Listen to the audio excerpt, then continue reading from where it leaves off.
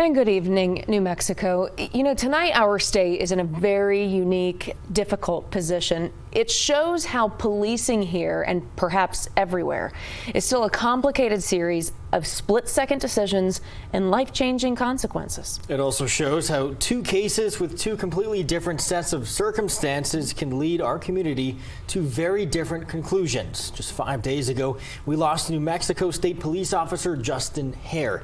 Investigators say he was shot and killed by a man he offered to help just seconds earlier along the highway in Tucumcari. It is a cruel lesson on the danger and evil our law enforcement face for us every single day. But just last night, another example of policing in our state where the outcome is not so cut and dry. Albuquerque police officers shot and killed an unarmed woman in the northeast part of the city. And now some people in our community have questioned, based on what the police chief has revealed, if that shooting was justified. Tonight, we can honor the sacrifice of Officer Hare and see what's next in the pursuit of justice against his alleged killer. And at the very same time, we can look at the facts and circumstances of that deadly shooting by APD and examine why it has come under scrutiny. Let's bring in our Griffin Rushton now with a breakdown of yesterday's deadly police shooting. Yeah, and Griffin, the outrage after officers killed this unarmed woman.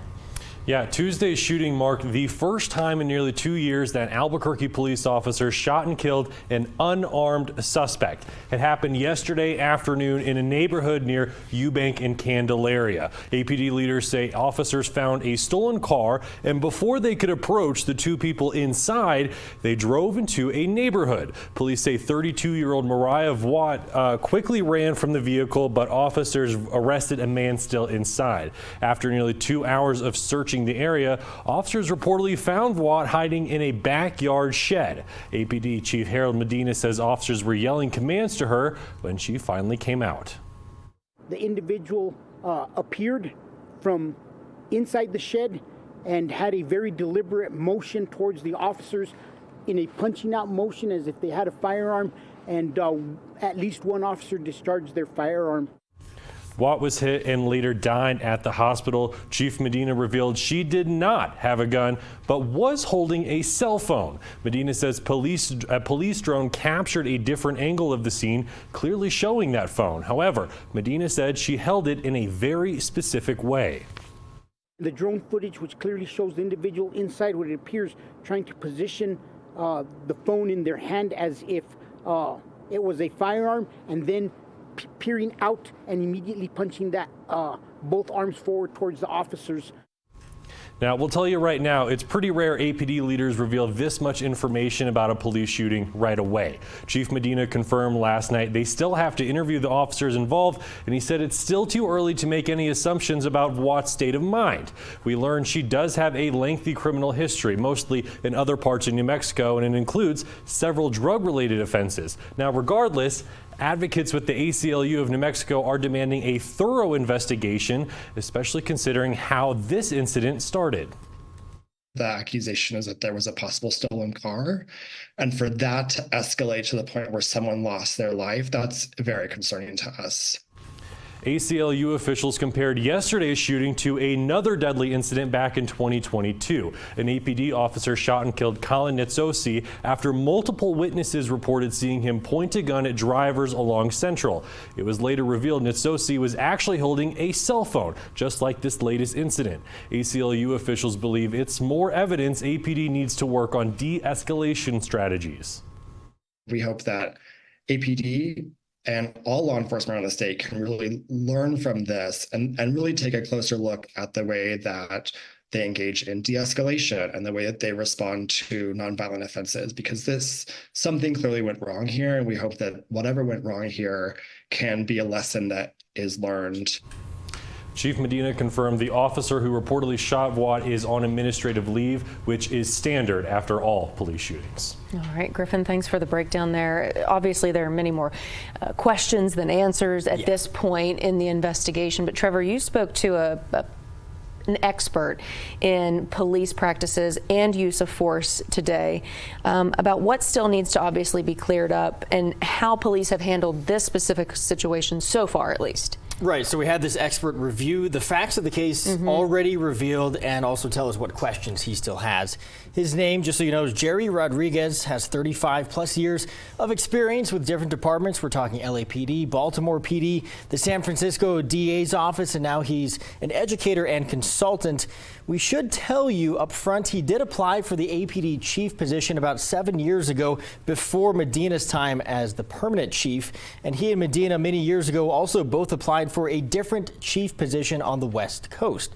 However, we did have him analyze what Medina said after the shooting, the question being whether Medina revealed too much information too soon. As Griffin just told you, it is pretty rare to have so much information right away. Our expert, though, says it's always a delicate balancing act determining what to release and when. We have not seen, presumably, what the chief has seen. It has been my experience that I like to be very careful on what we provide to the public, because too often we provide things that we believe or we have been told, and yet in time that may change. Now, Chief Medina has said that eventually we're going to see two angles of what happened. Of course, there's the perspective from the officers on the ground at the shooting scene, but then also from APD's drone in the air, of course. Yeah, we're going to see those two angles. As far as the drone, he said that video is relayed in real time to some law enforcement on the ground. So in other words, instantaneously. The question is, where does that video go first? Obviously, it's a completely different and sometimes very advantageous view compared to just the street level that most frontline officers see. But it reportedly did show the woman had a cell phone and not a gun. That's according to the chief. So another major question is who gets that drone video and how fast can it then be relayed to the officers who are busy searching for the suspect? What we don't know and what we need to know is where that feed was going to. It's a real-time video feed of what the drone is seeing, but it's not necessarily the practice that the frontline officers conducting the search are getting this feed. The drone is a good tool and it'll provide you real-time video, but that is only as good as you're able to disseminate that information. Yeah, that's a great point. I mean, obviously, we still have a lot of questions. The public certainly does from what we've heard.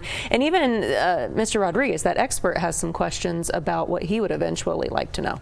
Yeah, again, it's so early in this whole process, so we're going to learn all these answers in due time. But here are some of the other big questions that he hopes to have answered once the entire investigation is finalized. This is why interviews with the officers and witnesses are so important, and a reminder, it does take quite some time. But some questions: did they know about the cell phone and when? Also, could they seek cover in that backyard? Remember, it was in a backyard where the woman was reportedly hiding in a shed.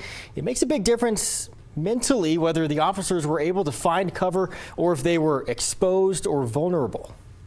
And in this case, we need to look at the backyard. Was there cover? Were the officers behind cover? Did they have the time and the luxury to be able to look at that extra seconds that it would take to discern what that was? Also, Chief Medina said last night he knows from personal experience just how quickly these decisions have to be made. That was an apparent reference to his car crash recently this year, in fact, when he ran that red light to try to avoid gunfire. Yeah, and typically with these deadly shooting investigations, it takes at least a few weeks for everything to be released to us. So we'll be following that whenever it does happen, of course.